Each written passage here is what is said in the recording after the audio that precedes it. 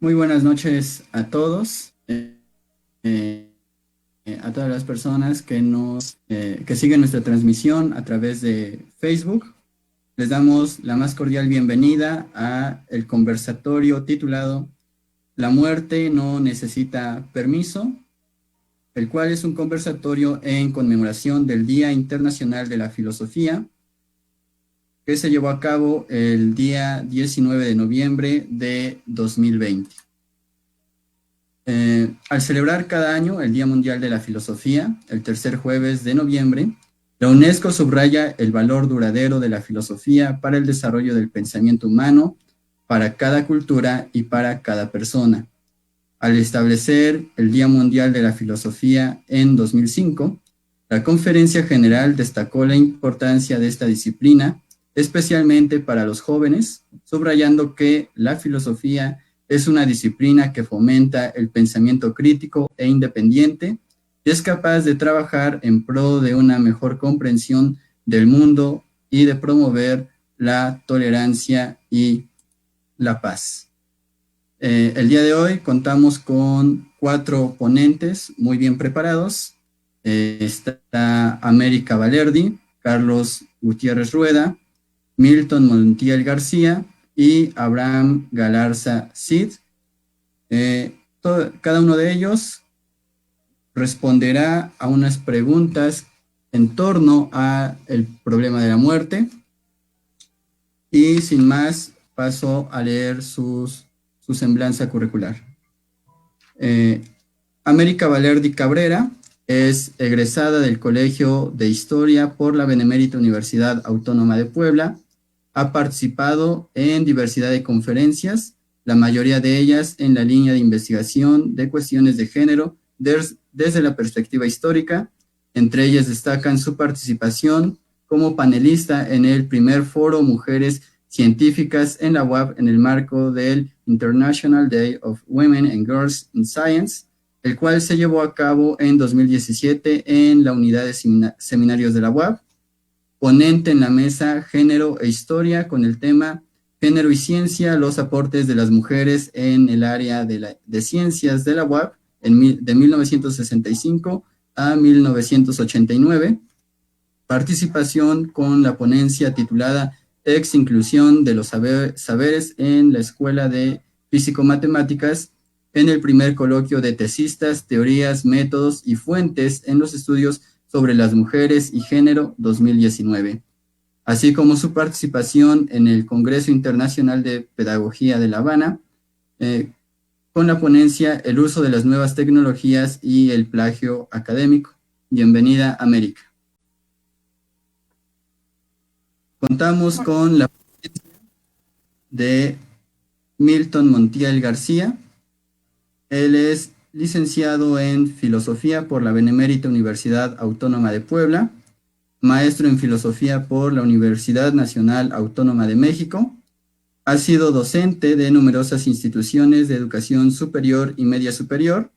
También ha participado en importantes cursos, por mencionar algunos, el curso de primer respondiente para Policía Militar en el Campo Militar 37C, Ética Policial, Cultura de la Legalidad, Conferencia Técnicas y Métodos de Aprendizaje en el siglo I después de Cristo.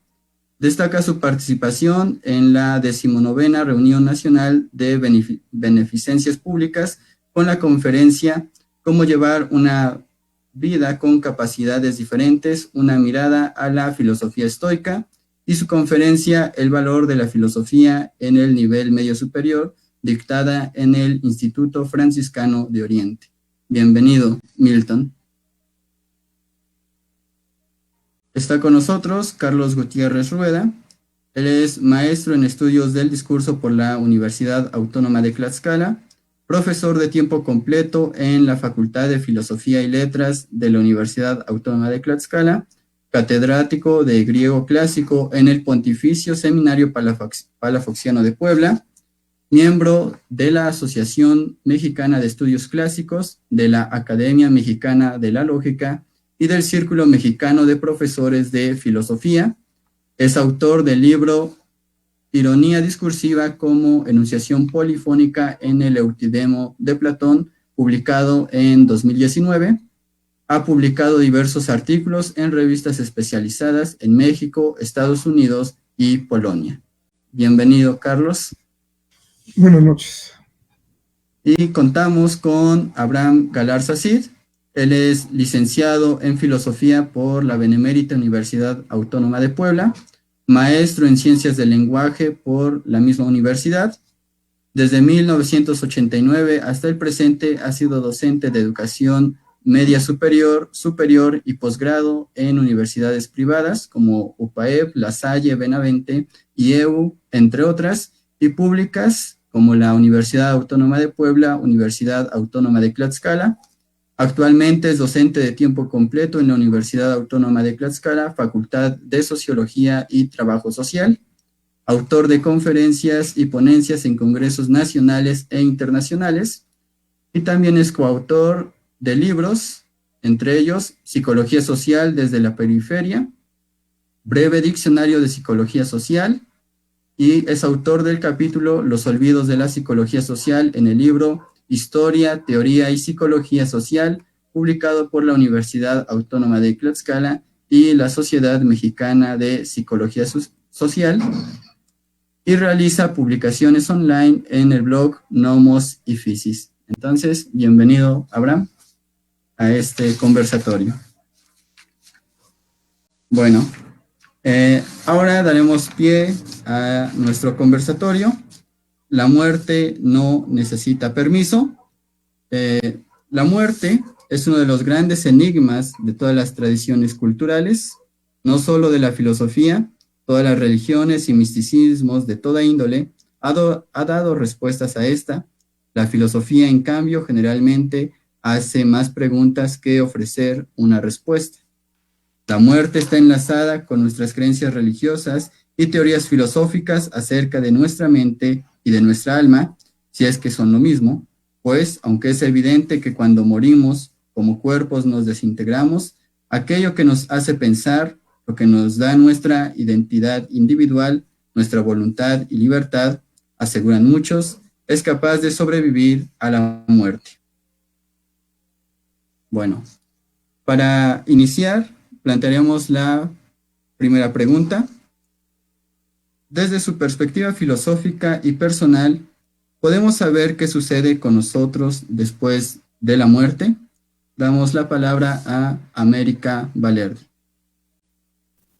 Hola, ¿qué tal? Antes que nada, muy buenas noches a todos. Considero que desde el campo de la historia y desde los diferentes modelos metafísicos, basta con mencionar que todas las civilizaciones, desde tiempos prehistóricos, han dejado rastros de creencias en una existencia después de la muerte, cada una con su propia percepción de la inmortalidad, del espíritu, de la retribución de las almas y del sentido de la vida. Así, la creencia de la supervivencia del alma, tanto como el respeto por el difunto, están en el origen de múltiples ritos funerarios. O bien, desde la visión que da el principal representante de la escolástica, Tomás de Aquino, es la desgracia que presenta la muerte, pues en ella se acaba la vida. Para Martin Heidegger, definió en Ser y Tiempo que es aceptar con conciencia y libertad el camino hacia el final, porque al morir el hombre se asegura del supremo poderío de su libertad y temerosa para morir.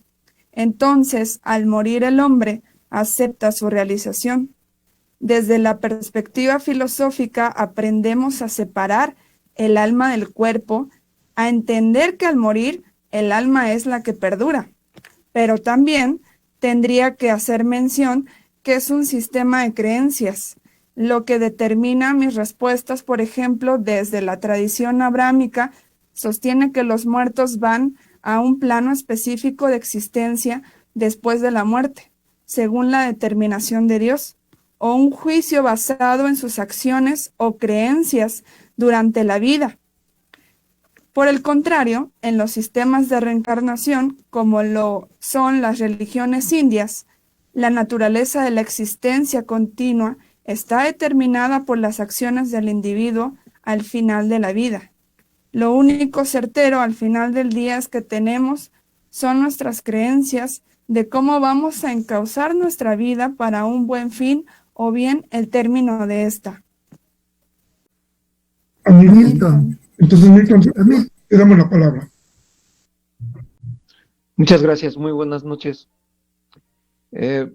¿Podemos saber qué sucede con nosotros después de la muerte? La respuesta es contundente, la respuesta es no. Pero tenemos que pensar en los sentimientos que nos unen con la esperanza por continuar, por seguir. Y esta continuidad la tenemos en varios sentimientos. Uno de ellos es religare, ¿no? O religio, es decir, de vincularse nuevamente, y de relegar esto es elegir nuevamente. Toda esta carga sentimental, ¿no? Canalizada a través de la religión. Esta fuerza vinculatoria da sentido a nuestra vida. Tener la expectativa de una vida después de la muerte invita a sentimientos. Religio, pietas, que es el sentimiento que hace aceptar y cumplir con los deberes de los dioses, de la patria, de los padres. Se trata de una devoción, de afecto, amor y ternura de todo aquello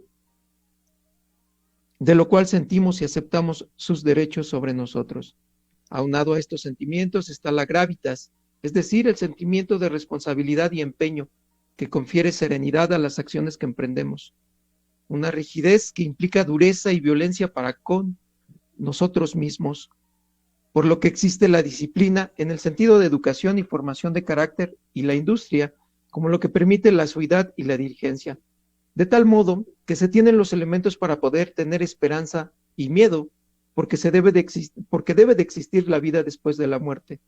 Sin embargo, los estoicos son intelectualistas. Su Dios es la razón, y el medio para explicar el orden del mundo. Según ellos, las ideas del sentido común son una aproximación a la ciencia más elevada. La religión, como todos sus mitos, sus ritos y sus favores, es la expresión ingenua de una verdad más depurada. La divinidad te ha concedido lo más grande, lo más noble, lo más regio, lo más divino, de que dispone el poder de hacer buen uso de tus opiniones y el de encontrar en ti mismo tus verdades, recordando a Epicteto. Lo propio del hombre en su condición de ser un animal de razón, ¿no? ¿Qué es y aquí viene una analogía, ¿qué es lo propio del buey? Pues lo propio o lo que caracteriza al buey es su fuerza. ¿Qué es lo propio del caballo? Su velocidad. ¿Qué es lo propio del hombre? La razón. A ningún humano le molestaría ser inmortal, y nadie que se llame hombre podría negar que existe ese deseo de serlo. Sin embargo, la filosofía arranca el abrigo de la inmortalidad y nos somete a la necesidad del universo, la Nanke, dejándolos en lo más terrible de las incertidumbres, la muerte. No podemos saber nada de ellas. Bey nos dice que Séneca tuvo el tacto para no hacer de sus deseos convicciones, ni se valió de su elocuencia para justificar lo que no se puede justificar. Ignoramos todo de la muerte, y ese es el terrible monstruo que nos atormenta, lo no conocido y de lo cual no se puede obtener saber. La doctrina estoica tiene como propósito dar seguridad al alma y trata el terror que causa la interrupción del significado, dándole mayor sentido a la vida. A la idea o a la creencia de que la muerte es el mayor o terrible de los males, nos dice el estoicismo, y en particular Séneca, que la muerte no es ningún mal. Antes bien, es el bien supremo, ¿no? Y que nos permite y que nos da la capacidad de poder salir de cualquier situación, ¿no? El estoicismo puede ser una religión sin tener que hacer del individuo esclavo de sus convicciones, sin prometer un más allá, sin comerciar con la promesa de tranquilidad del ánimo en otro mundo. Cito: lo fundamental de la religión consiste en tener de los dioses opiniones rectas y sanas, que gobiernan el universo perfectamente y con justicia, que está en el mundo para obedecerles, para tener por bueno todo lo que sucede, como designios emanados de una providencia muy buena y muy sabio. Epicteto. La existencia en la muerte es fundamental para poder saber vivir, ¿no?, todos los días como si ya estuviéramos a punto de morir. Pensar la muerte de manera estoica asemeja a los hombres con los dioses. La seguridad de los dioses consiste en no recibir ningún daño, ninguna ofensa por los mortales. Entonces, es gracias a la muerte que estoy a salvo de cualquier...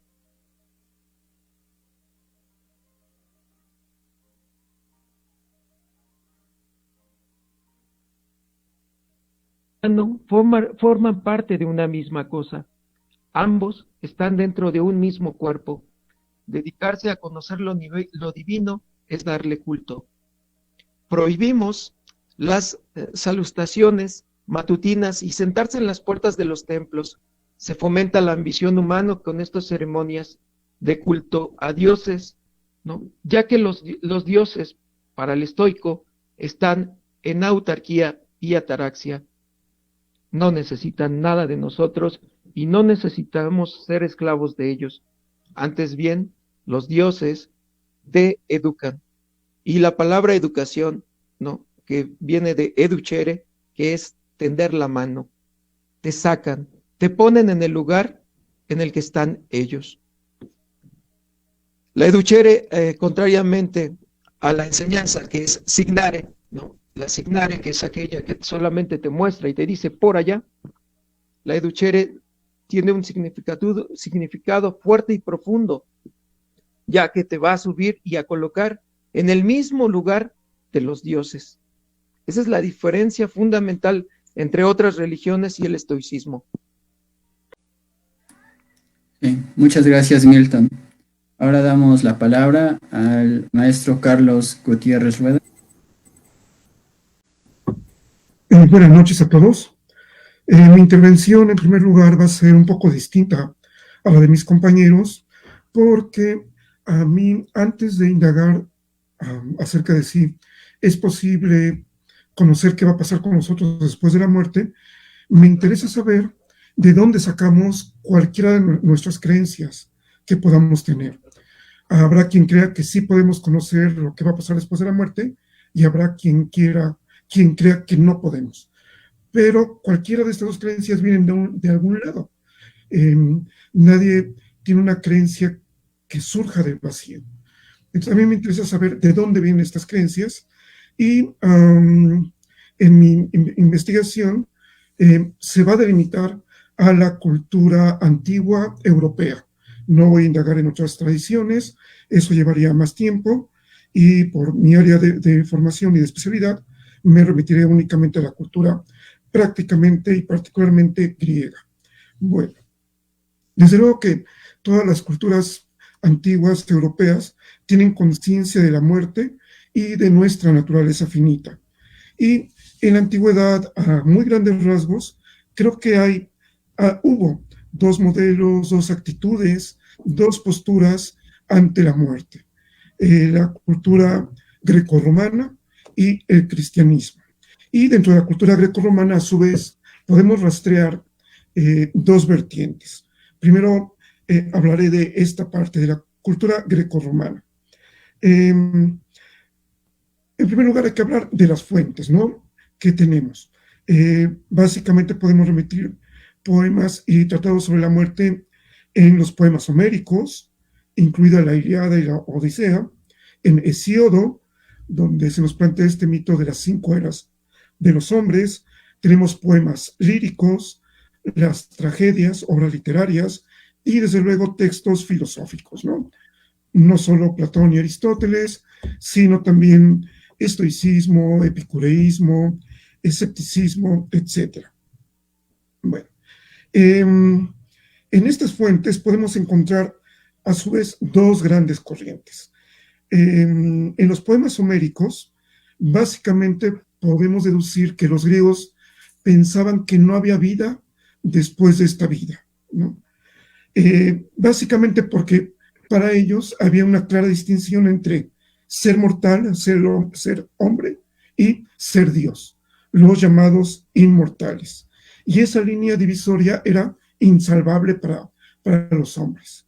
Aunque, es cierto, algunos dirán, en la Ilíada, en el libro 11, Hay algunos muertos que se aparecen como sombras en los sueños de los protagonistas. Sin embargo, son solo esos, sueños y sombras. Por otro lado, tenemos otra tradición que es la órfico-dionisiaca. En esta sí hay una idea clara de que el hombre tiene un alma inmortal y que esta es la que pervive en la, hasta la eternidad. ¿Sí? Esta alma está destinada a vivir otras vidas, en otros cuerpos y en otras condiciones. En este contexto de estas dos vertientes, la de los poemas homéricos y la órfico-dionisíaca, es que podemos insertar todas las tradiciones filosóficas y nuestras propias creencias. Por ejemplo, las conectadas con los poemas homéricos, podemos encontrar a los antiguos físicos, a Aristóteles, a los estoicos, epicúreos y escépticos. En cambio, en la órfico-dionisíaca podemos encontrar, desde luego, a los pitagóricos y, muy importantemente, a Platón, ¿sí? Quienes sostenían efectivamente una inmortalidad del alma. Creo que es muy importante este rastreo porque, como ya indicaba, ya sea que creamos que no hay vida después de esta vida, no hay conciencia, no podemos darnos cuenta de qué nos va a pasar después de muertos, o creamos que sí, esas creencias tienen su raíz, ese alimento en estas antiguas vertientes religiosas, literarias e incluso filosóficas. Ahora bien, en medio de toda esta gran amalgama cultural, surge el cristianismo, con un nuevo mensaje, que es el que los primeros cristianos no solo estaban, al igual que los griegos, conscientes de la finitud del hombre, sino que además proponen una nueva esperanza. Podemos encontrarlo muy claramente en la primera carta de los Corintios de San Pablo, quien dice que él va a revelar un nuevo misterio, que no moriremos del todo. En todo caso, nos transformaremos y que esta alma inmortal es la que pervivirá hasta el fin de los tiempos. ¿Sí? Bueno, esa sería mi primera participación. Muchas gracias, Carlos. Ahora cedemos la palabra a Abraham Galarza Cid. Buenas noches, muchas gracias por invitarme y gracias también a las personas que en este momento nos están siguiendo. Bueno, para la primera pregunta me gustaría aludir a los criterios de demarcación del positivismo lógico y del racionalismo crítico, que son, digamos que, unas propuestas de cómo distinguir la verdad de las afirmaciones. Bueno, en primer lugar, por supuesto que no hablamos de nuestra descomposición orgánica, sino que estamos hablando qué es lo que ocurre con esa parte con la que nosotros pensamos, con la que nosotros tenemos conciencia, si tiene determinado tipo de vida o de supervivencia, ¿verdad? Bueno, entonces, todo lo que podemos decir que sucede con nosotros después de nuestra muerte, desde ese punto de vista, desde estos criterios, no son más que pura especulación, imaginación o deseos sin ningún asidero, pues no tenemos ninguna certeza de que nuestras afirmaciones sean verdaderas o falsas, es decir, son enunciados que no tienen condiciones de verdad. Por otro lado, como Popper propone, ante toda conjetura, la conjetura es esta, si podemos sobrevivir a la muerte, debemos aplicar el principio de falsación y nos percatamos de que afirmar que podemos saber qué sucede con nosotros después de la muerte es una conjetura imposible de falsear, ya que no aluden a ningún lugar que tengamos acceso y por tanto es imposible operar sobre sus condiciones para saber si resisten la prueba de la falsación que propone Popper. El primer Wittgenstein, en el tratado, dice: de lo que no se puede hablar, mejor es callarse. Es decir, si lo que nos interesa es determinar la precisión de la descripción de este acontecimiento y no su valoración moral, entonces es imposible saber qué ocurre. No podemos decir nada, pues nuestro equipamiento cognitivo, como bien lo sabían Kant, no puede rebasar las condiciones de nuestra experiencia física para describir acontecimientos en espacios públicos. Está hecha solo para eso. Esto es aceptable si estamos jugando el juego de la descripción de realidades. Alguien puede objetar que esto es arrogancia intelectual y que nuestra racionalidad no es capaz de atraparlo todo, pero solo está aplicándonos la falacia del argumento ofensivo. Y la realidad es que no hay tal arrogancia, pues enfatiza con mucha humildad los límites de lo que podemos conocer. Por otro lado, estos planteamientos epistemológicos, por supuesto que no van a acabar ni pretenden censurar los relatos que tratan esta situación. Es parte de los temores humanos insolubles y esto seguirá existiendo la pregunta, porque cada uno de nosotros enfrenta este problema. Porque nuestro equipamiento cognitivo no solo mira afuera de sí, sino también dentro de sí. Y ahí, en nuestros mundos privados, la imaginación, la poesía, la metáfora pueden darnos la inmortalidad. Y ahí también creamos escenarios posibles en los que encontramos una respuesta individual para esta pregunta tan angustiante. Finalmente, como Pascal, podemos jugar a las apuestas, pensando que es mejor creer que no creer. Creer que existe algo después de nuestra muerte. Y en ese escenario al que apostamos que existe, imaginamos que seguimos viviendo de alguna manera junto con todo lo que amamos. Esta postura es, como decimos los mexicanos, echar lo cual presupone lo que hemos mencionado antes. Es imposible obtener una respuesta plenamente clara e indubitable ante este interrogante. Así, podemos optar por tomar una postura crítica y aceptar que no hay una respuesta, o suponer que nuestra imaginación tiene al menos una probabilidad de estar en lo correcto y así ponerle un poco de morfina a esta pregunta tan dolorosa y tan inquietante. Hasta ahí mi participación. Muchas gracias, Abraham.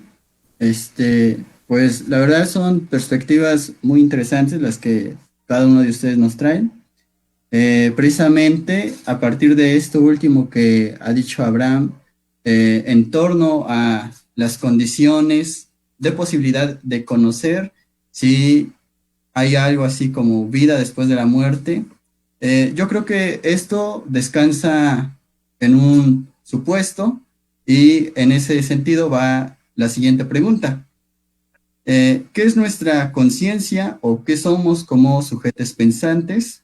¿Hay algo sobrenatural en esta que le permita sobrevivir a nuestra muerte? Es decir, cuando pensamos en la inmortalidad o en la vida después de la muerte, casi siempre lo hacemos pensando en que hay determinada unidad en nosotros, ¿sí? O de lo que nosotros somos, que puede pervivir, o sea, traspasar este cuerpo y en ese sentido seguir.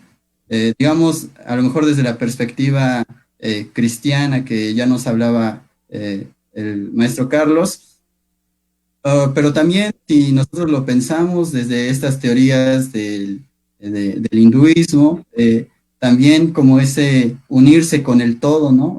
También sería una forma como de supervivencia, pero ya no individual, sino en un todo, ¿sí? Y en ese sentido, nada perecería.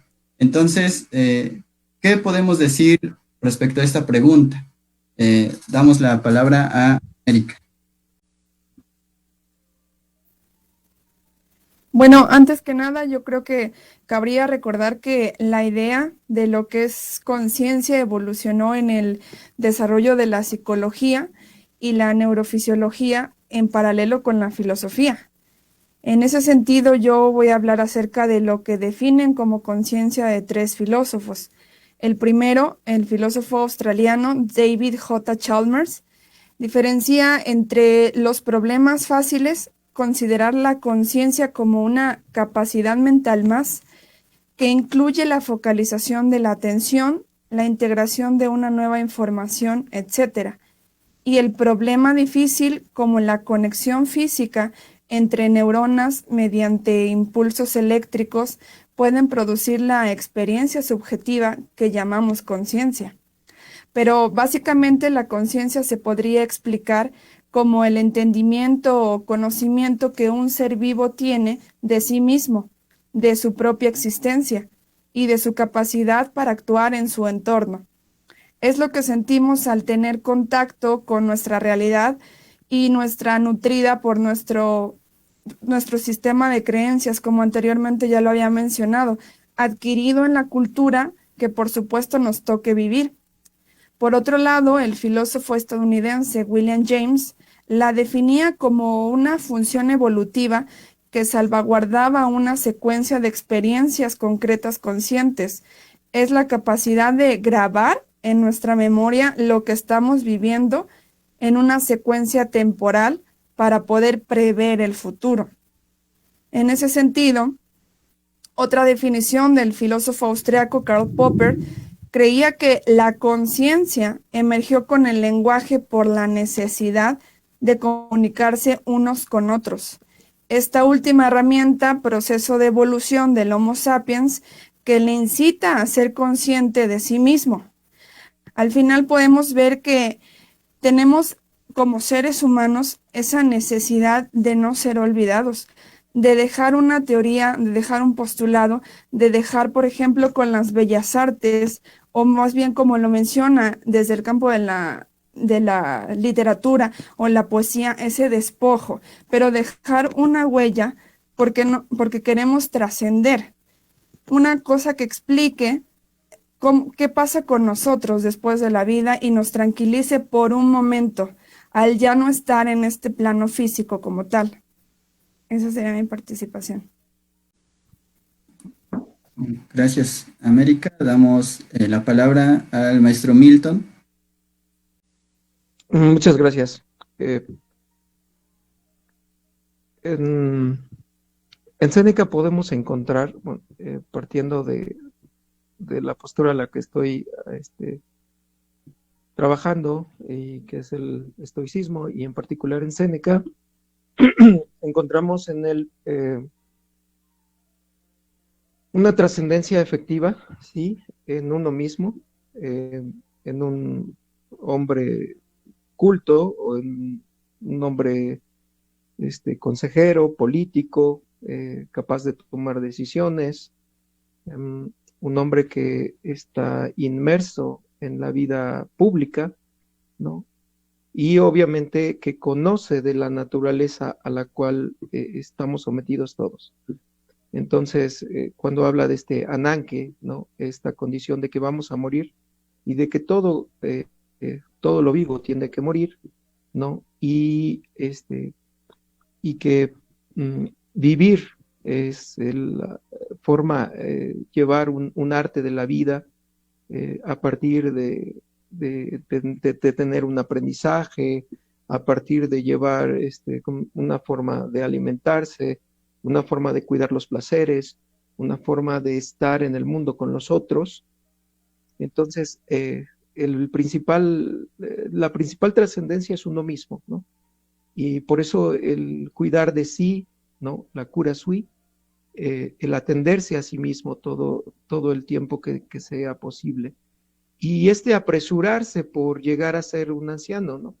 Y esta palabra de Sénex, ¿no?, de aquel hombre que puede dar consejo, y una vez que se llega a esa etapa de la vida, que es el ser anciano, pues uno puede ya entrar de lleno a lo que es el estudio de la naturaleza, ¿no? Y darse cuenta que en la medida en que tú conoces más la naturaleza, conoces lo efímero y lo vano que tú eres, ¿no? Y bueno, entonces se puede creer lo que se quiera de la muerte, se puede pensar que a la muerte de manera cierta, y hablar de la descripción de un cadáver, de tal manera se dan detalles de lo que interrumpen las funciones de un organismo. se describe la muerte de tal o cual persona, se les da las causas, se determina la hora del deceso. Sin embargo, el objeto de este trabajo no es el análisis forense. De lo que se trata aquí es de abordar la condición mortal del hombre. ¿Qué hacer cuando se vive y se tiene que esperar de manera inevitable lo incierto, ¿no? El pensamiento de Séneca toma de la muerte lo incierto para fundamentar su creencia de la que la muerte no es ningún mal, ¿no? La muerte, al ser la separación del alma con el cuerpo, o al ser cualquier situación que no podemos decir, se da el abandono de la envoltura de este cuerpo, ¿no? Pues bien, y ya se tiene ese fin, tenemos que determinar lo que le alteraba el ánimo, ¿no? Una vez que ya no tenemos vida, pues también tampoco tenemos dolor, entonces, y no podemos hablar de algo que ya no, de lo cual ya no sabemos. Entonces, la muerte se abre como un camino para la libertad. Séneca ve en lo incierto de la muerte la posibilidad de hacer de ello una herramienta del ánimo que posibilita la libertad de cualquier alteración. Meditar la muerte es adquirir el saber físico de un fenómeno natural. Se llegó la hora de nacer, se llegará la hora de morir. Lo más natural es morir, y es a lo que tiende la vida. La muerte es un bien, ya que es el fin de la vida. Por eso la muerte no puede ser un pesar. La muerte, lejos de limitar los pensamientos a cosas mortales y humanas, acelera el pensamiento a cosas sublimes, tales como son los asuntos de la naturaleza, ya que en ella misma están los asuntos divinos. Hasta ahí mi participación. Muchas gracias, maestro Milton.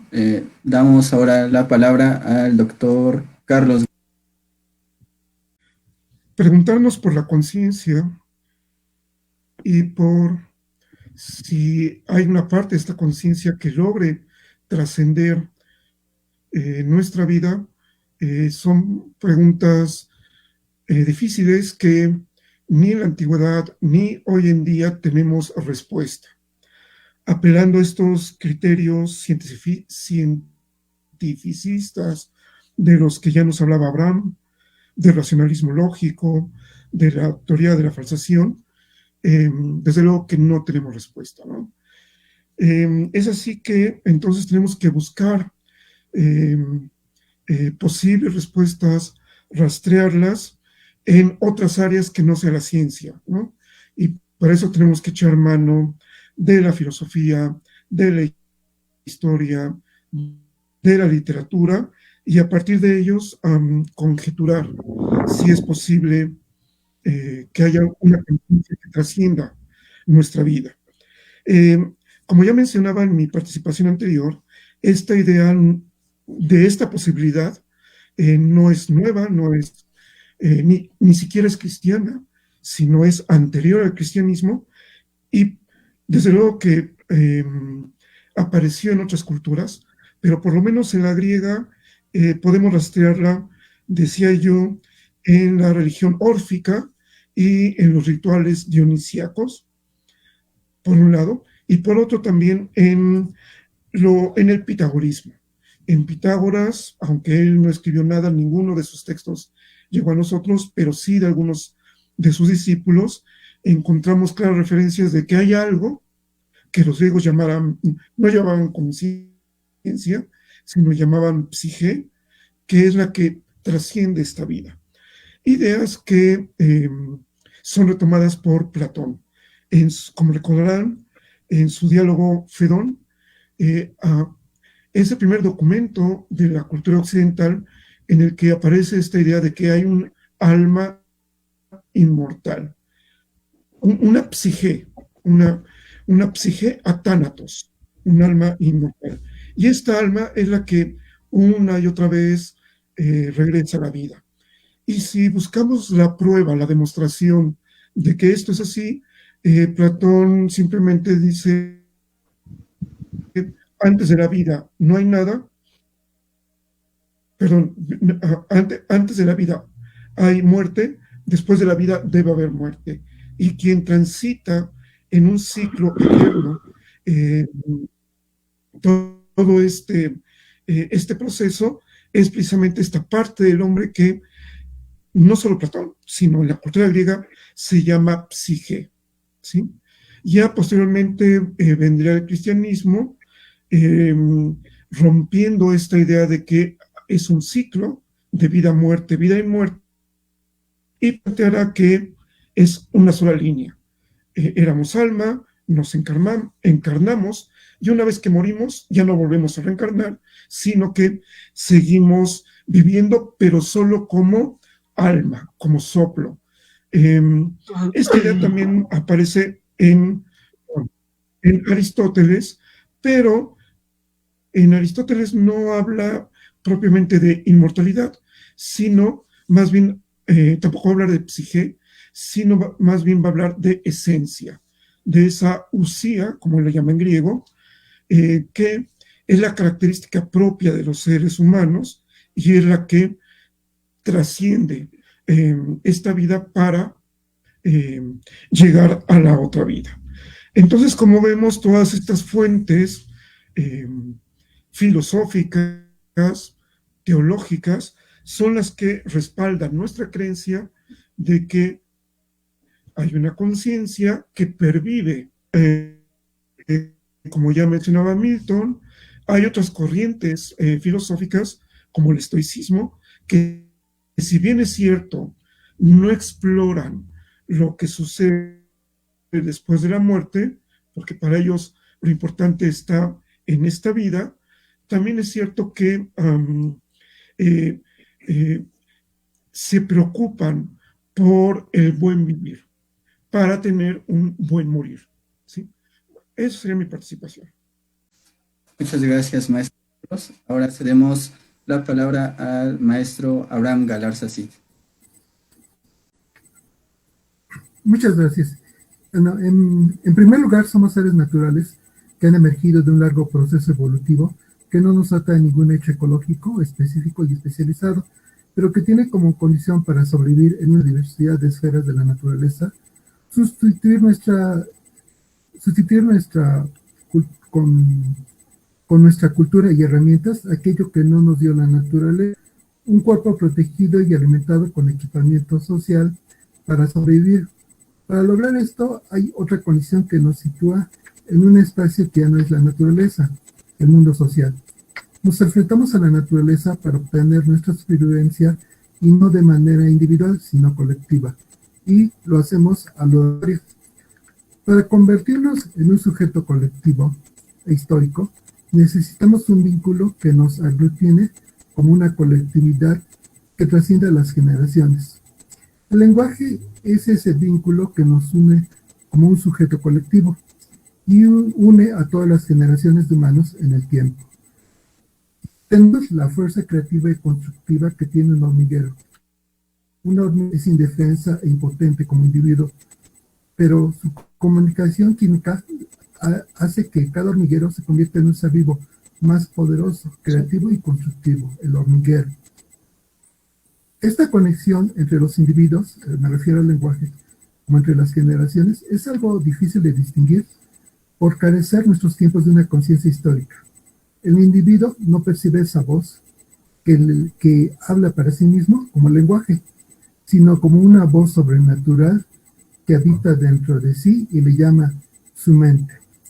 No se percata que piensa en un determinado idioma y que usa herramientas culturales con significado convencional, los símbolos del lenguaje. Para definirse a sí mismo, por ejemplo, eso por ejemplo a Descartes. Wittgenstein señaló ya la imposibilidad de un lenguaje privado, el lenguaje puramente mental, un mentalesco, cuando en realidad hemos interiorizado un lenguaje que obedece a reglas sociales públicas que permiten vincularnos y coordinarnos y que se generó anónima y colectivamente a lo largo de la historia.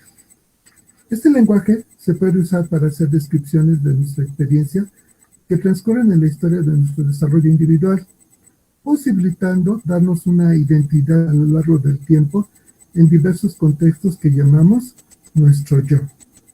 Un yo es originalmente un turno para hablar, y cuando escuchamos somos un tú. Ese que se genera en una interacción social gracias al lenguaje, interiorizamos, la pensamos bajo una metáfora ontológica que convierte al yo gramatical en un yo sustancial, aunque consideramos que es una sustancia distinta al mundo material y por eso no se puede degradar como todo lo que pertenece al mundo físico.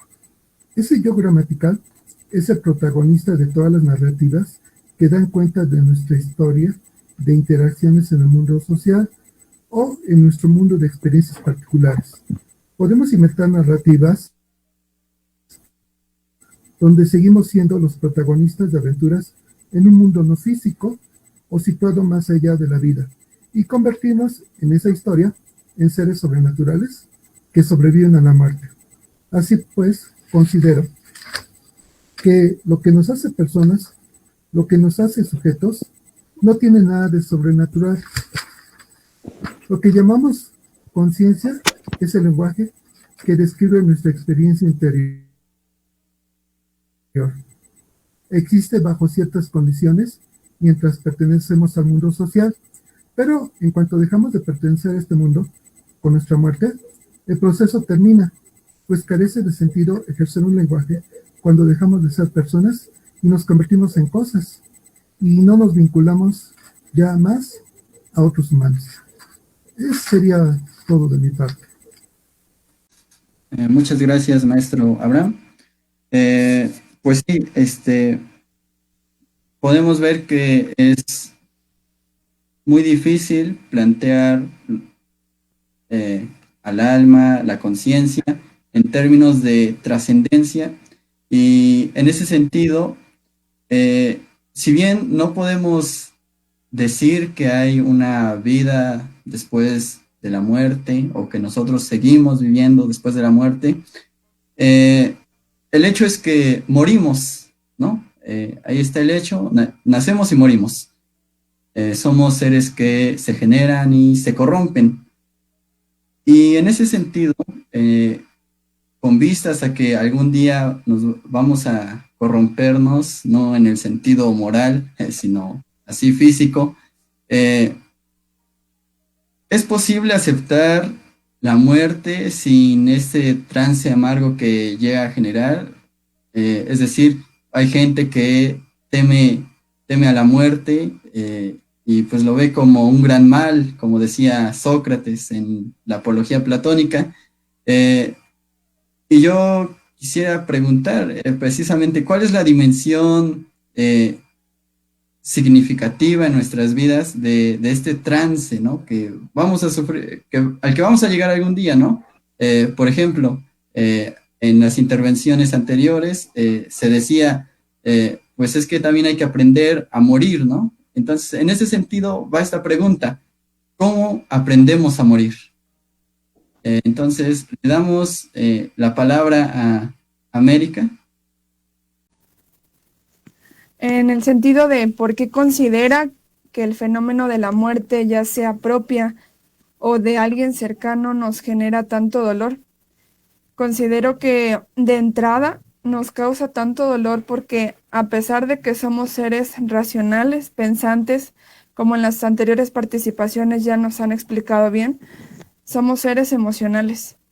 Y aquí me gustaría hacer un pequeño paréntesis mencionando que Paul Ekman, el psicólogo del siglo XX, clasifica al ser humano en 6 emociones básicas: tristeza, alegría, miedo, ira, aversión y sorpresa.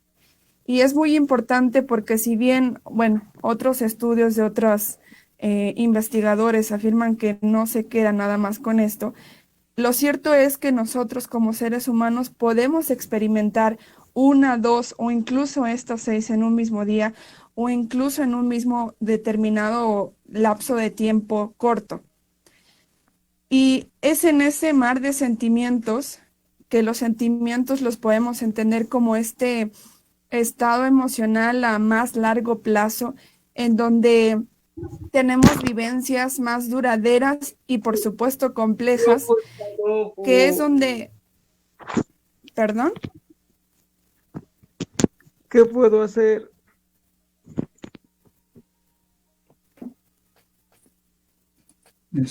¿Podríamos apagar el micrófono, maestro Milton, por favor?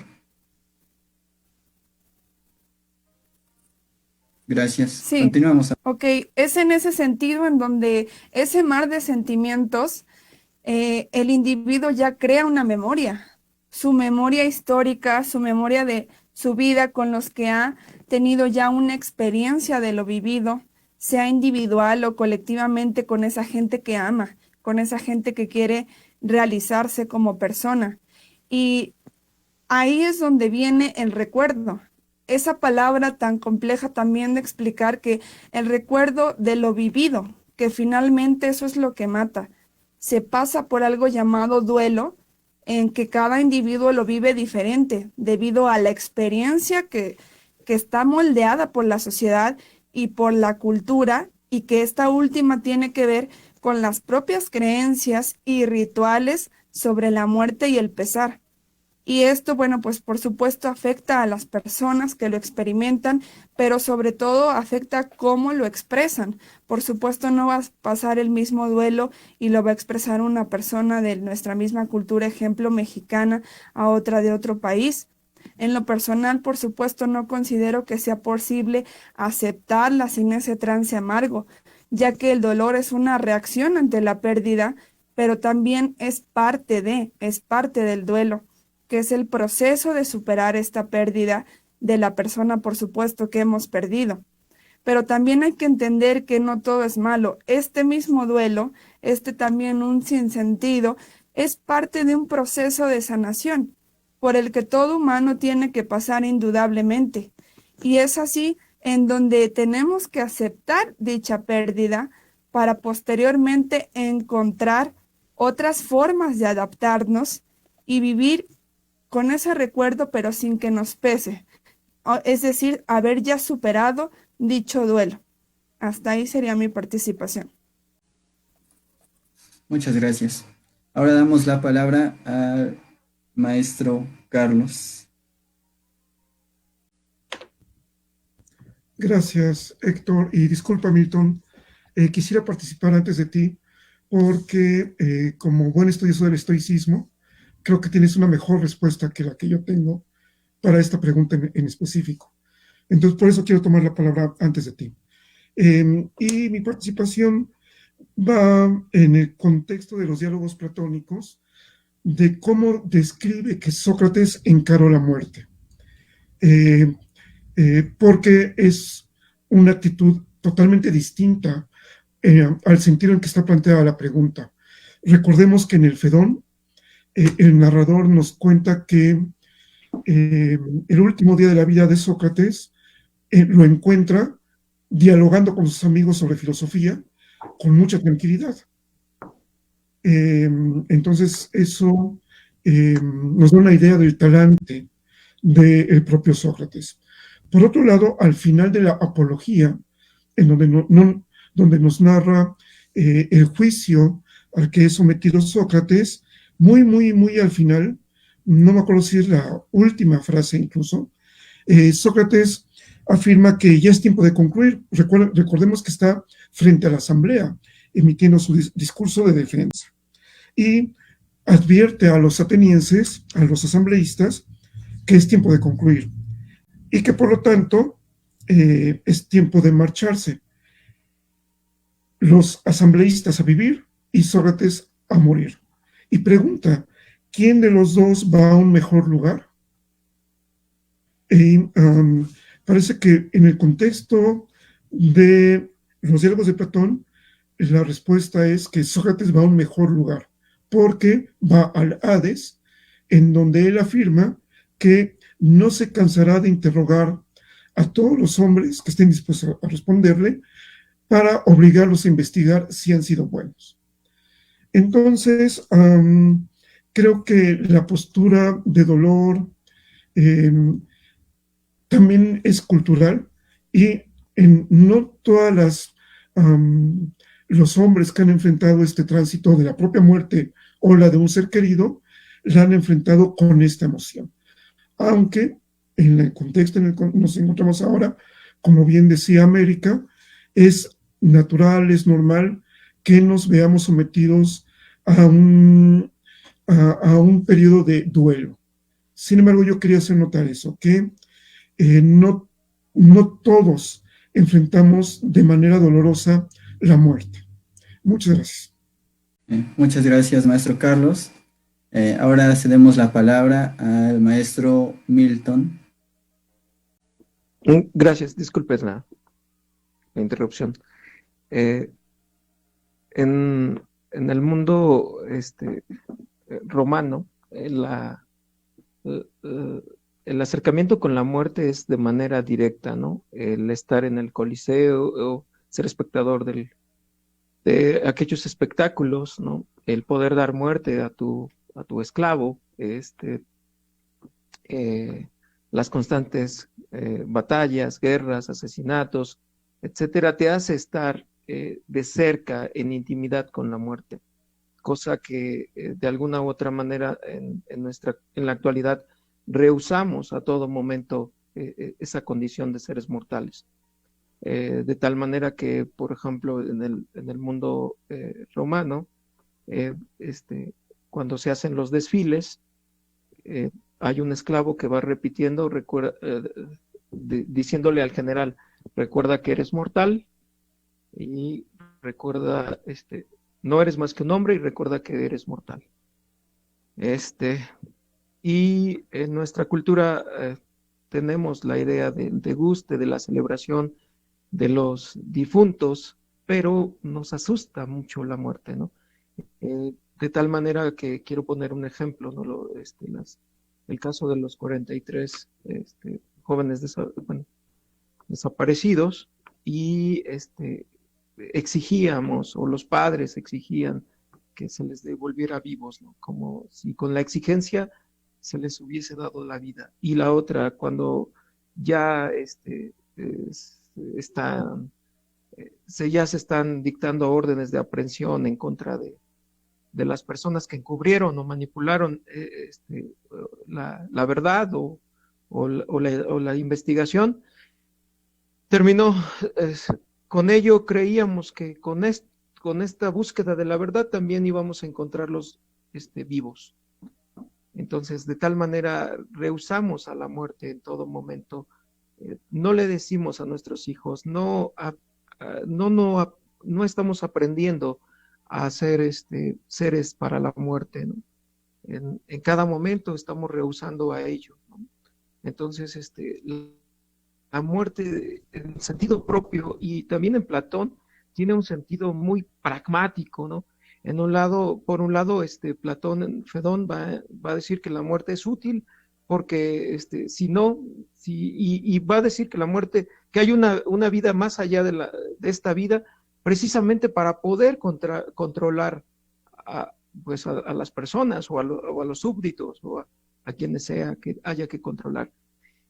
Sin embargo, también dice, bueno, es cosa de necios, o es cosa de ignorantes creer conocer lo que en realidad no se puede conocer, y por lo tanto, pues no sabemos nada de ello. De tal manera, en el estoicismo vemos que lo más importante es la tranquilidad del ánimo, ¿no? Y entender esta tranquilidad como aquello que no vamos a estar, Séneca dice, no pasar de la alegría a la tristeza, de la tristeza a la alegría, y sobre todo hay un tratado sobre la ira, ¿no? donde te permite conducirte, ¿no? de tal manera con tranquilidad, ¿no? El hacer un ánimo fuerte en el cual no vas del llanto a la alegría, ¿no? Y también recordemos que Séneca en los tratados consolatorios, ¿no? Hace todo un análisis de todos los de cuando alguien muy cercano a nosotros fallece, y obviamente dice, lo cierto es que duele, ¿no? Pero recordar que todo pasa, ¿no? Y que no podemos negar nuestra condición de mortales, ¿no? ¿Acaso cuando le dice a Marcia, acaso diste a luz o pariste a luz a un ser inmortal? ¿Por qué entonces quieres que sea mortal? ¿No? Entonces, bueno, al perder a un ser amado vienen lamentos, gemidos, no obstante, no puede hacerse nada contra lo inevitable. El sentir dolor por tal pérdida no debe de ser causa de perder el ánimo, para el estoico, ya que esta apuesta por estar en aflicción mengua tu razón, ¿no? Entonces, lo importante en este mundo estoico es precisamente aceptar a la muerte tal como lo que es, ¿no? Como algo inevitable, ¿no? El hombre debe reconocer su naturaleza de mortal, al igual que sea capaz de reconfortar al ver desde lo alto su propio dolor. Lo que se puede tener claro en Séneca es que no existe libertad si no se desarrolla la razón, si no se procura el cuidado de sí. Así, por ejemplo, un esclavo puede ser más libre que un ciudadano porque éste se expone más a las pasiones, a la pérdida de control de sí, pues su forma de vida lo lleva a tener mayor roce con los vicios. La libertad debe de darse bajo ciertas condiciones, ya que existen ciertas normas sociales que aceptan o censuran las acciones. La libertad está dentro de lo permitido. Esta libertad es esencial para la vida en común. Esta libertad es lo que el Estado permite hacer y lo que deja hacer está dentro de lo que es conveniente. Sin embargo, esta libertad no basta. Lo que nos permite hacer es la libertad de los otros. La libertad en sentido negativo es transgresora, pues afirma la libertad de uno mismo. No es nunca un poder ajeno al que pueda dar la libertad. La libertad está en la medida de la razón. Cada quien plasma en ella sus hechos. Así, por ejemplo, quiero ratificar, ¿no? Nadie puede controlar mi muerte. Nadie es capaz de darme la muerte. Yo tengo en mis manos mi muerte, ¿no? El medio, la causa es efímero, ¿no? Podré ser esclavo, o podré estar sometido a alguien más, pero solamente será mi cuerpo, ¿no? Y entonces esta ansia de esta tranquilidad, de esta serenidad, ¿no? Entonces nos cuenta, por ejemplo, Séneca, pues, multitud de anécdotas, ¿no? Tales de, bueno, llega el tirano y despoja a un ser, a un hombre rico que tiene todas las condiciones, esposa, hijos, criados, etcétera, ¿no? Una vez que llega el tirano, lo ha despojado de todo y obviamente lo conduce como esclavo. Al verlo, le dice, bueno, o sea, ¿cómo estás? ¿No? O sea, y él le contesta, pues bien. Dice, pero si todo lo has perdido. Y él contesta, todo lo mío va conmigo. En ese sentido, entonces, nadie me puede controlar, ¿no? O nadie puede tener nadie puede darme la muerte porque mi muerte está en mano, ¿no? Y constante reflexionar en la muerte te permite, ¿no? Ser consciente de que tus hijos, tu madre, tu padre, tus hermanos, ¿no? Pues van a morir, así como tú mismo, ¿no? En ese sentido, te da tranquilidad, te da serenidad, controlar las emociones, estar, no desatinado de emociones.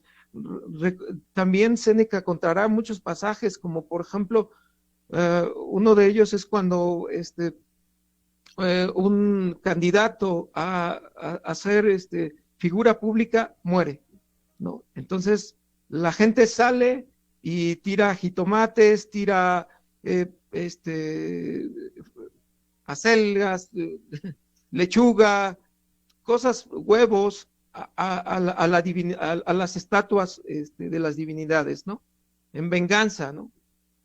Porque ha muerto la persona que era la más viable para ser gobernante.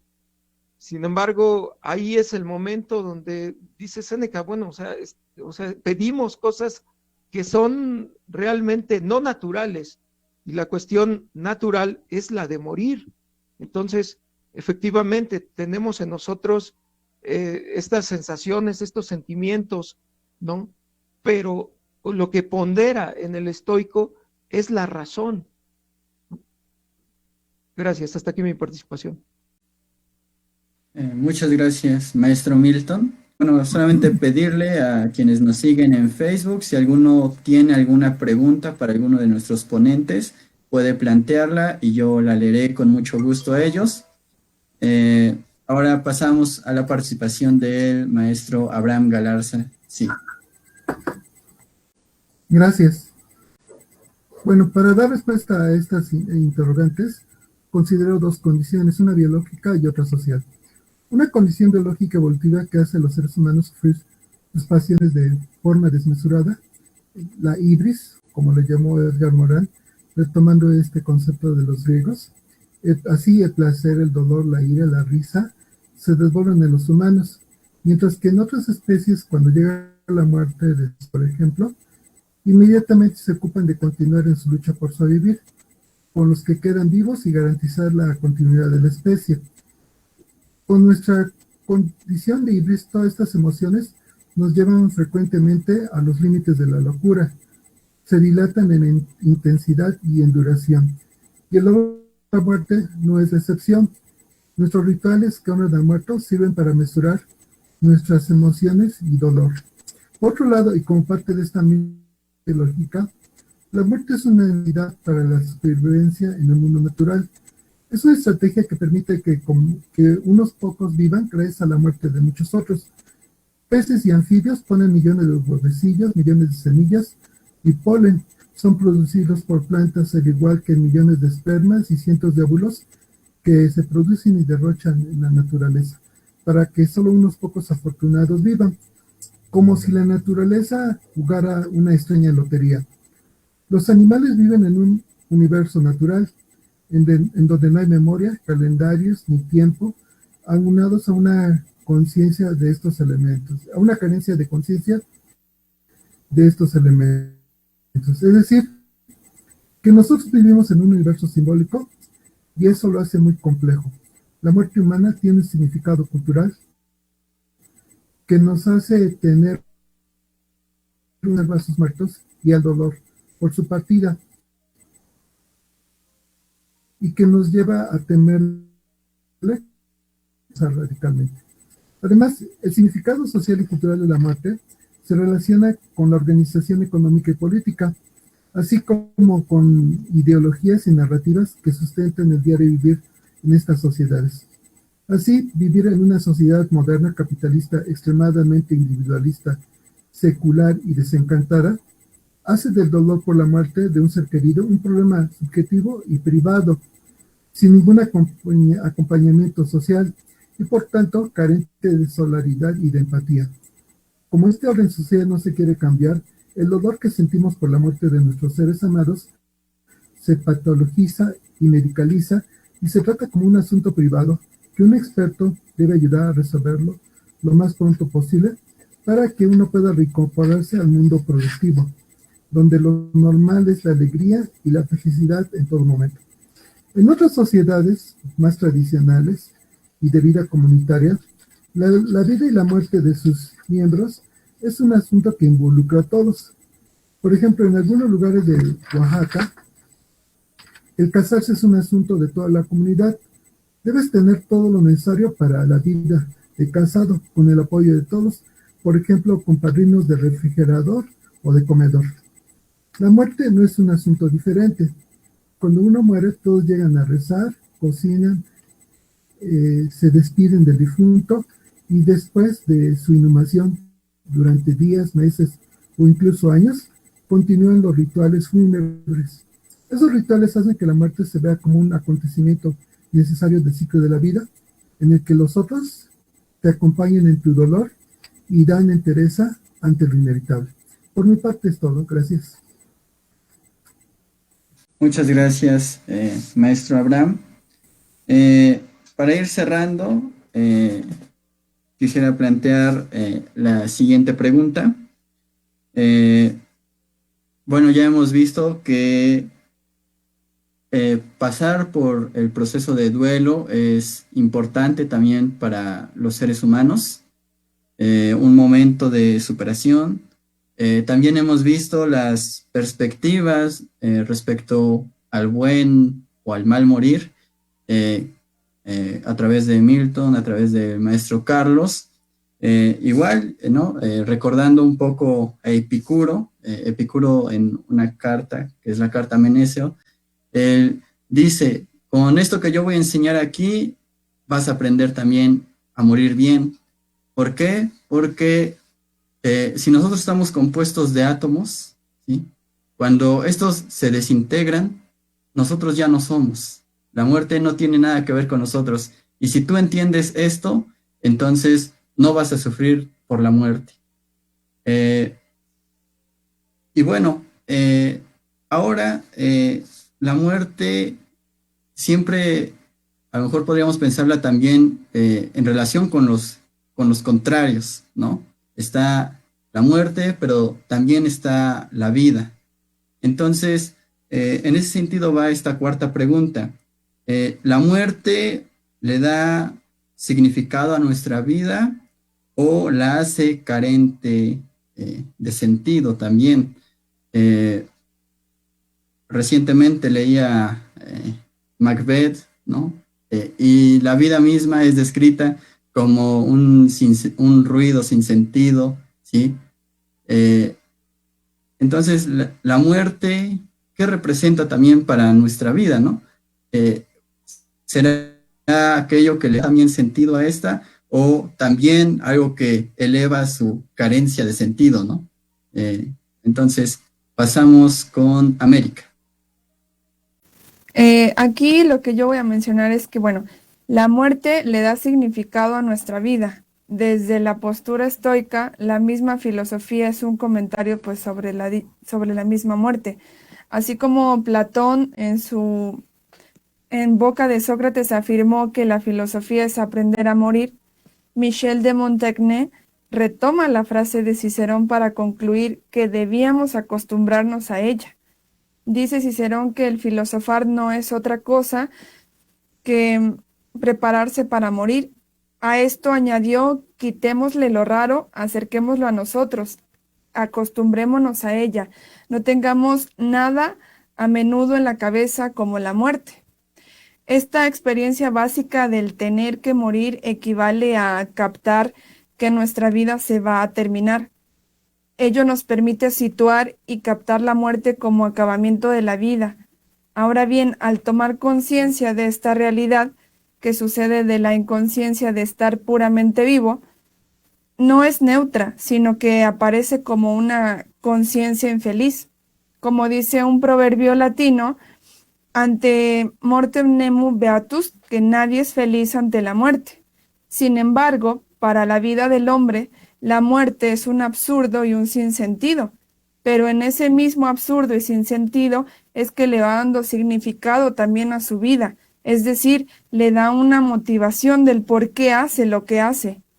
En realidad en sí, la realidad en sí misma, la muerte del hombre no tiene sentido, no es más que dejar de ser.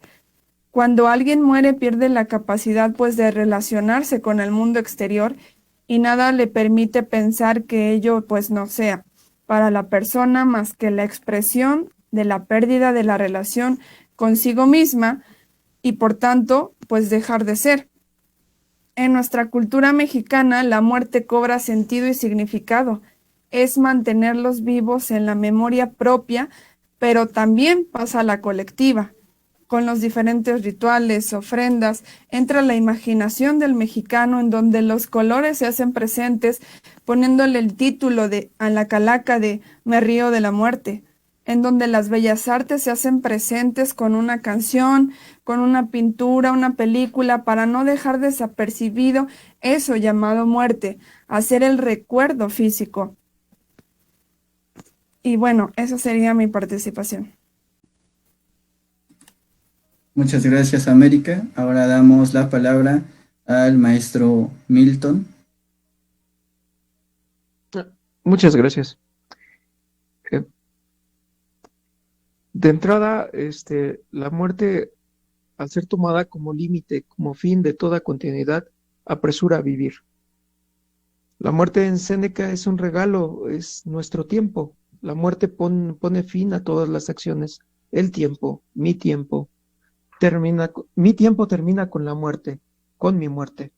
Por tanto, cada sujeto tiene el deber de utilizar su tiempo de manera adecuada.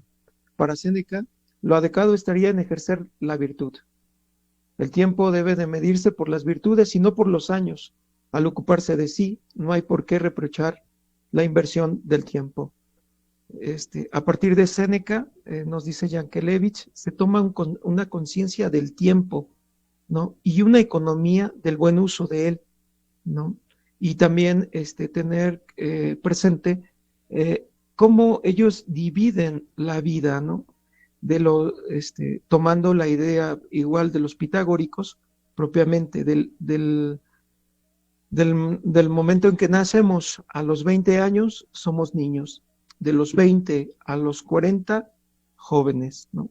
De los 40 a los 60, adultos, y de los 60 ya estamos en la vejez, y puestos y estar preparados para la muerte. El tiempo para Séneca también está dividido en tres partes. Se divide la vida, lo que fue, lo que es y lo que será. Lo que hacemos es breve, lo que hemos de hacer, dudoso. Lo que hicimos, cierto, nos dice en la brevedad de la vida. El sujeto puede prever lo que ha de pasar, sin embargo no hay que echar los pensamientos demasiado lejos, ya que en esto lleva a toparse con el temor y la esperanza. Cosa propia de Séneca es pelear contra estos dos sentimientos, de entrada de manera directa, firme, ¿no? Y decir que estos sentimientos te llevan a perder el tiempo, así como otros más, ¿no? Pero indudablemente uno de ellos. En 1649, Hobbes, al ser un amante de las letras griegas y latinas, coincide al referir: el presente solo tiene una realidad en la naturaleza. Las cosas pasadas tienen una realidad en la memoria solamente, pero las cosas por venir no tienen realidad alguna. El temor y la esperanza coinciden al ser sensaciones de debilidad que hacen perder el tiempo presente. Mañana es un adverbio válido únicamente durante las 24 horas. El mañana solo es mañana hoy y será hoy mañana, del mismo modo que se llama ayer pasado mañana. Sin embargo, el futuro extremo de la muerte es un pasado mañana que no será nunca. Hoy, un futuro que nunca será presente, siempre por venir, nos dice Yankelevich. El ser se aniquila en el no ser. El tiempo es por excelencia la causa de nuestra libertad. Séneca invita a no perder el tiempo y dedicarlo para sí, porque el tiempo corre velozmente. El temor hace que se pierda el tiempo. La vida se acorta con preocupaciones que acarrea la ambición, la envidia, la voluptuosidad, todo aquello que está fuera del hombre y que le lleva a servirle. Para no perder el tiempo hay que alejarse de aquello que domina al hombre, dominar los deseos, querer conforme a la razón. Cuando deseamos, esperamos que lo deseado llegue a nuestro poder. El temor es porque esperamos demasiado. No hay por qué sorprenderse cuando la frustración y amargura invaden el ánimo por causa de un deseo no realizado. Séneca plantea: si dejas de esperar, dejarás de temer. Me objetarás: ¿cómo sentimientos tan dispares corren parejos? Igual que una misma cadena une al preso y al soldado que lo guardan, así es un sentimiento que son tan diferentes, marchan a la par. El miedo sigue a la esperanza. El problema que ve Séneca es que estos sentimientos distraen al hombre, pues al estar preocupados por la espera del futuro, olvidan el presente. La prevención, el bien máximo de la condición humana, se convierte en un mal. El tiempo que utilizamos es prever, no siempre es positivo, ya que hay quienes, esperanzados en el futuro, disponen todo lo que será, lo que han de vivir, lo que han de hacer. No viven su presente, sino que quieren vivir en el futuro. Todo está puesto a largo plazo. En este sentido, pues nos puede ahora acaecer, ¿no? Estamos tan inmersos en este mundo de la tecnología y de la telefonía que te marcan y te dicen: habla el cártel de Sinaloa, bueno, no, el cártel Nueva Generación, y te empiezan a decir que ya saben dónde vives, con quién vives y a qué hora sales, ¿no? En ese sentido, estamos siempre dispuestos a no salir o a medir a tener más cuidado con nuestra forma de actuar, de vestir, de salir, etcétera. Sin embargo, pues el estoicismo te dice: bueno, o sea, de cualquier forma te vas a morir, ¿no? Por lo tanto, trata de vivir lo más que puedas. Sin embargo, no soy de las personas que dice que que está bien vivir en amenaza, ¿no? Y en todo tiempo en constante riesgo. Sin embargo, lo tienes que hacer, tienes que estar viviendo así. Esa es nuestra condición. Ahora con esto del COVID o envenenamiento global, no sé cómo llamarlo, lo cierto es que la muerte se ha acercado lo hemos tenido muy presente, ¿no? Y en familiares con enfermedades crónico-degenerativas. Pero volvemos a lo mismo, ¿no? Es lo propio de nosotros, es morir, ¿no? Y entonces, tener consciente de que vamos a morir acelera al buen vivir, ¿no? Entonces, hasta ahí sería mi participación. Muchas gracias. Ahora pasamos con el maestro Carlos Gutiérrez. ¿La muerte le da sentido a nuestra vida? Pregunta difícil de responder si tomamos en cuenta los parámetros que al inicio planteaba Abraham del racionalismo lógico, ¿no? No tenemos certeza de lo que pasa después de la muerte, por lo tanto, pareciera que eso le quitaría sentido a nuestra vida. Sin embargo, si revisamos toda la historia de la cultura, no solo de la filosofía, sino también de las ideas, de la cultura en general, descubriremos que particularmente las posturas filosóficas son un intento por darle sentido a la vida a partir de la muerte. Esto no solamente lo encontramos en el pitagorismo, no solo lo encontramos en la academia con Platón, en el liceo con Aristóteles, sino también en las escuelas posteriores, en las escuelas helenistas, como en el estoicismo, el epicureísmo, sea una postura u otra, todas llaman la atención al hecho de que, como nos vamos a morir, es muy importante desarrollar el buen vivir, ¿sí? Y esta idea surge una y otra vez hasta incluso el siglo XX, propuestas filosóficas como la de Heidegger, ¿no? Que llama la atención hacia el ser hacia la muerte, ya que es la única certeza que tenemos. Por otro lado, también quisiera yo llamar la atención hacia algo que en la religión católica se llama el memento moris. Este ejercicio espiritual de, en la medida de nuestras posibilidades, el mayor tiempo posible, estar consciente de que somos mortales. Y como somos mortales, y es un hecho ineludible, como ya mencionaba Héctor, esto hace que tomemos conciencia de cómo vivimos. Y a la medida que el catolicismo también llama la atención a que hay un alma inmortal, este memento moris se vuelve un ejercicio espiritual muy importante. Por eso creo que la muerte le da sentido, no solo filosófico, sino también religioso a esta vida. ¿Sí? Muchas gracias, maestro. Ahora damos palabra al maestro Abraham Galarza. Muchas gracias.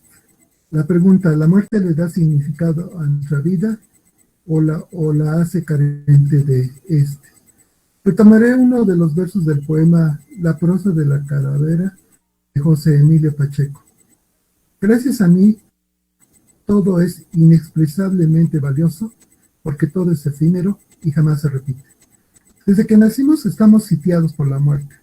Cualquier paso en falso nos puede regresar a la nada, una enfermedad, un accidente, un descuido idiota, pasar por donde no deberíamos o una conspiración contra nuestra vida.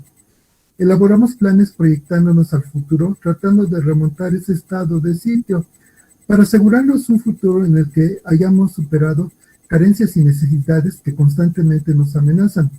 Pero al final, como bien lo sabe Heidegger, nada garantiza que se cumplan. Pensar en el cumplimiento puntual de nuestras metas es un sueño que vivimos despiertos. Hace que nuestra vida parezca atada sobre un suelo sólido y nos hace olvidar o esconder nuestra clara conciencia de nuestra finitud, y eso parece hacernos felices. Por otro lado, nosotros somos parte de un proceso vital que nos trasciende, un paso necesario dentro de este, pero cuya huella parece borrarse muy pronto. La vida es mantener un continuum en el tiempo, en el que cada uno de nosotros pasa a integrarse al todo del fluir de la vida, para luego pasar a la sombra, una vez que hayamos hecho nuestra contribución. Por eso no trascendemos como individuos, más allá de este proceso. Pero por otro lado, hay significados sociales para la muerte. Y en la cultura individualista y capitalista actual, en la que el significado de la vida solo se enfoca en nuestro ego y sus circunstancias más inmediatas, la muerte es completamente absurda, porque para esta cultura todo lo valioso comienza y termina con el individuo. Para el individualismo, lo mío, cuando pasa a otras manos sin ganancia alguna, es una desgracia. Para una perspectiva enfocada en la totalidad del devenir, la herencia cultural que recibes, incrementas, innovas y das en herencia a las siguientes generaciones, es una de las cosas más dichosas, pues te realiza más allá de los límites de tu tiempo. Lo anterior no minimiza el sufrimiento, el sacrificio y el dolor que experimentan las personas como individuos por su contribución a la realización de sí mismos y en especial de los demás. El dolor es uno de los costos de nuestra pequeña felicidad. Lo que subrayamos es que nuestra muerte no es absurda por su contribución al mantenimiento de la vida del todo. Por otra parte, cada individuo es un universo por sí mismo, intenso en vivencias, emociones, significados, creatividad, pasiones, pero el cual algún día, tarde o temprano, acaba por colapsarse. Pero si el significado de nuestra vida estuviera tan solo determinado por nuestra individualidad, efectivamente seríamos un ser para la muerte. Al respecto, dice José Emilio Pacheco en su poema Jardín de Niños, tomando más bien una perspectiva donde nosotros somos miembros de generaciones. Pero, ¿qué importa esa agonía? Si te derrumbas, si te mueres, habrá otro siempre para acabar cuanto empezaste. Nada es inútil. Tu misma muerte transmitirá la vida a quienes lleguen. El mundo no morirá, ¿lo sabes? Cuando te extingas. Por mi parte es todo. Muchas gracias. Muchas gracias, maestro Abraham. La verdad son muy valiosas participaciones, la de cada uno de ustedes, muy interesantes. Para cerrar, vamos a dar oportunidad de que cada uno de ustedes realice una conclusión breve o incluso si tienen algún comentario respecto a lo que alguno de los otros panelistas dijo, pueden hacerlo. Entonces damos 3 minutos a cada quien y tratemos de ajustarnos al tiempo, por favor. Entonces empezamos con... bueno, todo el tiempo la llamé América, pero también es la maestra América. Perdón. Entonces le doy la palabra a la maestra América. Me parece que todo lo que ya hemos mencionado es un tema bastante complejo, sin duda. Estos 4 puntos dan para mucho. Creo que han sido preguntas demasiado complejas que, si bien tratamos de enfatizar desde nuestra perspectiva, desde lo vivido, por supuesto, cada uno desde su área de profundización, a mí me parece que hablar de la muerte como lo hicimos esta noche genera mucha reflexión, genera muchas más preguntas, como lo suele hacer la misma disciplina. Y lo que yo tengo por decir es que todo lo vivido, todo lo que el hombre ha experimentado históricamente, la evolución del ser humano, tiene una razón. Y como ya lo había mencionado en los anteriores puntos, es porque el ser humano tiene algo, llamémosle conciencia, llamémosle alma, ya sea que si nos vamos al lado espiritual o bien de creencias, pero el ser humano ya posee algo, y ese algo es precisamente lo que lo motiva, lo que lo mueve hacer lo que sea que le nazca hacer, y en ese mismo sentido va en su trayectoria, va con baches, va con éxitos, con infinidad de cosas que se encuentran en el camino. Y eso mismo, en el día a día, es lo que va a determinar también su fin, su término. Y me parece que hablar de este tema desde la filosofía, desde la historia, desde en general las ciencias sociales es importante, porque hoy ha sido un año muy complejo para todos nosotros, desde nuestras trincheras, y lo digo personalmente porque cómo cuesta trabajo entenderse y que el otro pueda también captar esa idea que tú estás expresando. Hablar de la muerte siempre va a ser un tema muy complejo que no va a tener fin, que siempre nos va a causar más reflexión y sobre todo más dudas. Y creo que esas mismas preguntas que surgen cada vez que se retoma del tema de la muerte, de qué hay más allá de esto, que no, el ser humano no se puede conformar con el día a día, con la profesionalización, con lo que sea en lo que destaque, es lo que lo mueve, es ese motor. A mí me parece que hoy hemos causado, sin duda alguna, en los que se han conectado y nos han acompañado en este conversatorio, muchas dudas.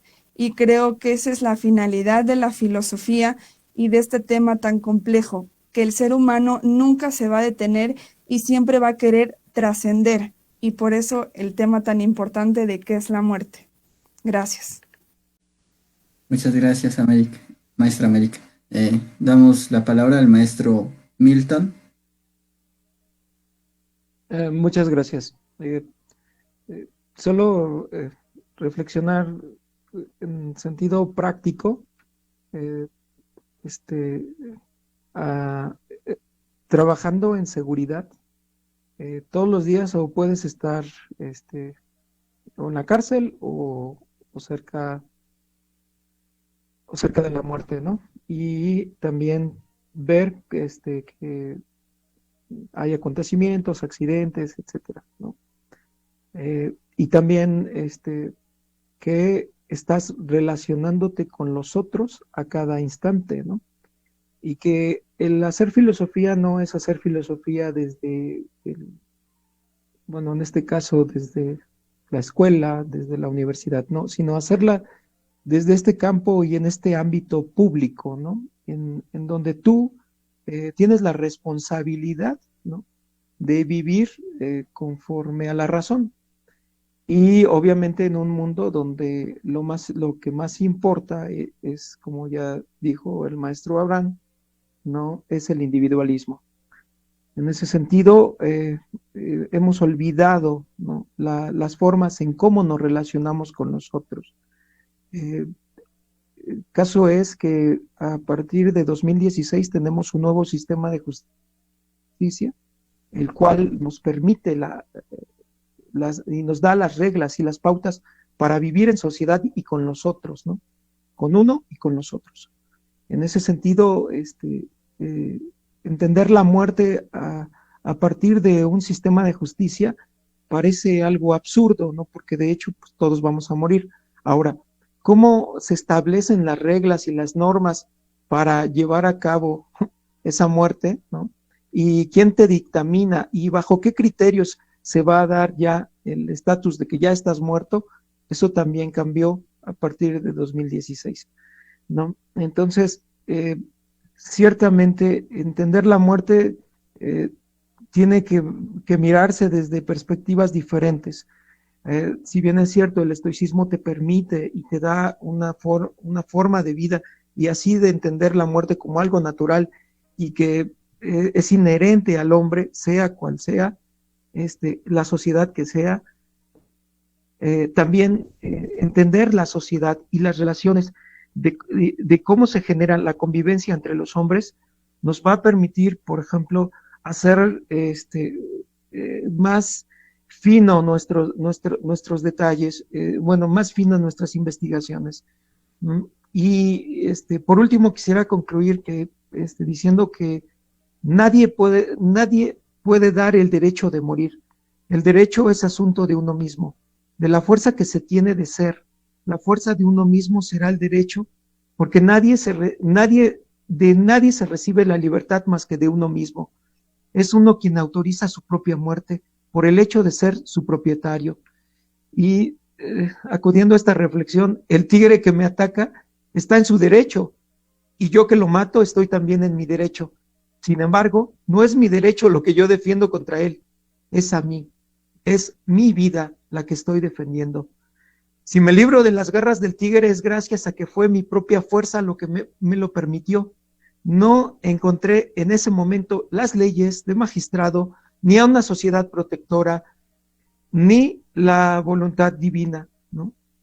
Ambos teníamos la fuerza para conservar la vida, ¿no? Sin embargo, yo sigo aquí. De un ideal se puede obtener frustración o satisfacción, pero de la muerte solo se obtiene la muerte, ¿no? Un hombre se puede quejar por no haber hecho esto o aquello, otro porque le faltó hacer esto o lo otro por la forma en que ha de morir. Sin embargo, la muerte es un final, y preparar nuestro final es lo más satisfactorio que podría tener el estoico, ¿no? Entonces, con eso quiero cerrar mi participación. Hacer de nuestra vida una obra de arte es lo más importante, pero como aludiendo también a Kierkegaard, ¿no? La obra maestra es saber darnos la muerte. Gracias. Muchas gracias. Ahora damos la palabra al maestro Carlos. Gracias.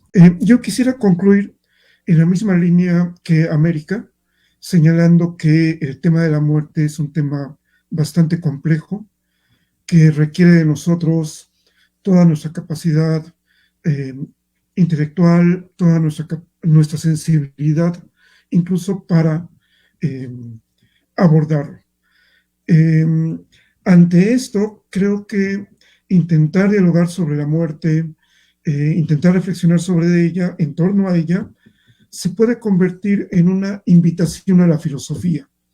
Es decir, asumirnos como entes reflexivos, usando el método filosófico de oposición de tesis, presentación de antítesis, en diálogo conjunto, como hemos intentado hacerlo nosotros, y como tema, uno de los temas centrales es este enfrentamiento con la muerte y su relación con nuestra propia vida.